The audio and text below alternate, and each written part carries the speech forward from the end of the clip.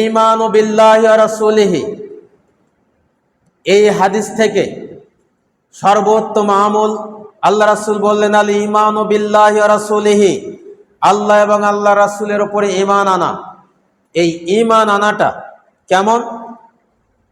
যেটা জিবরাইল আমিন নবী মুহাম্মদ রাসূলুল্লাহ সাল্লাল্লাহু আলাইহি ওয়াসাল্লামকে জিজ্ঞাসা করেছিলেন ঈমানটা কি জিনিস। আল্লাহর নবী বলেছিলেন তুমিনা বিল্লাহি ওয়া রাসূলিহি ওয়া মালাইকাতিহি ওয়া কুতুবিহি ওয়া আনতুমিনা বিল কদরি খাইরি ওয়া শাররিহি। ঈমান আনবে তুমি বিল্লাহি ওয়া রাসূলিহি, আল্লাহ এবং আল্লাহ রাসূলের প্রতি, ওয়া মালাইকাতিহি, ফেরেশতাকুলের প্রতি। এই তিনটি বিষয়ের ওপর একটি হচ্ছে আল্লাহর ওপর বিশ্বাস স্থাপন করতে হবে, আল্লাহকে না দেখে আল্লাহর প্রতি ঈমান আনতে হবে। আল্লাহর যত মাখলুক রয়েছে, সৃষ্টিজীব রয়েছে, তাদের প্রতি বিশ্বাস স্থাপন করতে হবে। সেগুলো কি? যেরকম আমরা জান্নাত জাহান্নাম দেখিনি, আসর নাসর হবে, পরকাল হবে, এইটার প্রতি বিশ্বাস স্থাপন করতে হবে। আন তুমিনা বিল্লাহি ওয়া মালাইকাতিহি, আল্লাহর সৃষ্টি ফেরেশতাকুল, সমস্ত ফেরেশতা যে আল্লাহর সৃষ্টির প্রতি বিশ্বাস স্থাপন করতে হবে। ওয়া কুতুবিহি ওয়া রাসূলিহি, আল্লাহ রাব্বুল আলামিন পৃথিবীতে যুগে যুগে বহু নবী এবং রাসূল পাঠিয়েছিলেন উম্মতদেরকে হেদায়েত করার জন্য, তাদেরকে আসমানি কিতাব দিয়ে দেওয়া হয়েছিল, এর প্রতি বিশ্বাস স্থাপন করার কথা বলেছে।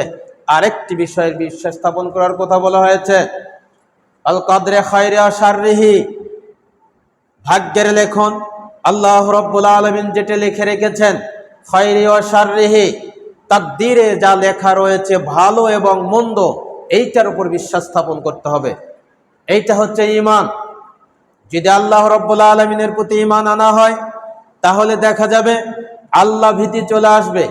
আল্লাহ ভীতি আসার সঙ্গে সঙ্গে যে আমি আল্লাহর প্রতি ঈমান এনেছি, আল্লাহকে বিশ্বাস করেছি স্রষ্টা হিসাবে, আমি আল্লাহর সৃষ্টিজীব, ওই আল্লাহর হুকুম যদি আমি না মানি, তাহলে আল্লাহকে অস্বীকার করা হবে। তো এহেন পরিস্থিতিতে যারা আমরা আজও আল্লাহকে মেনে নিয়েছি, তাদের দ্বারা কচ্ছিন কালেও সম্ভব নয় যে আল্লাহর হুকুম অমান্য করা। যাদের ঈমান রয়েছে তারা আল্লাহর হুকুমকে বাস্তবায়ন করবে, হাজারো কষ্ট হলে বাস্তবায়ন করার চেষ্টা করবে। আর যাদের ঈমান নেই, মুখে বলে আমরা ঈমানদার, কিন্তু 5 ওয়াক্ত সালাতে আসার কোনো খবর নেই, তারপরেও বলে যে অমুকের চাইতে আমার ঈমান ভালো। কিন্তু আল্লাহর নবী যেটা হাদিসের মাধ্যমে বুঝিয়েছেন যে তোমার ঈমান যদি থেকে থাকে, তাহলে আল্লাহর উপর বিশ্বাস স্থাপন করতে হবে।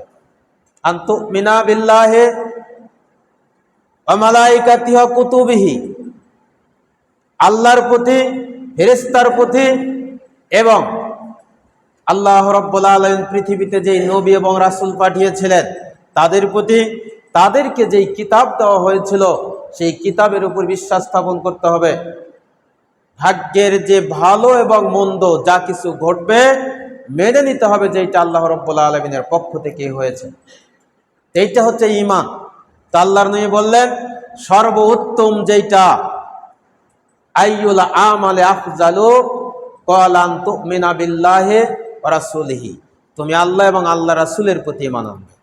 দ্বিতীয় নম্বর ওই হাদিসের যে কথা বলেছিলেন আল জিহাদু ফি সাবিলিল্লাহ, আল্লাহর রাস্তায় সংগ্রাম করা।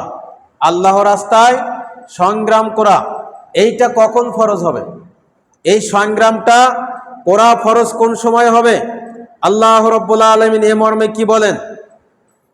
আল্লাহ রাব্বুল আলামিন বলেছেন ইন্নামা ইয়ানহাকুমুল্লাহু আনিল্লাযীনা ক্বাতালুকুম ফিদ-দীনি ওয়া আখরাজাকুম মিন দিয়ারিকুম যাহারু আলা ইখরাজিকুম আন তাওয়াল্লাহুম ওয়া মান ইয়াতাওয়াল্লাহুম ফাউলাইকা হুমুজ জালিমুন। সত্যের সাথে চলি, হকের কথা বলি। হক এন্টারটেইনমেন্ট আর্ট।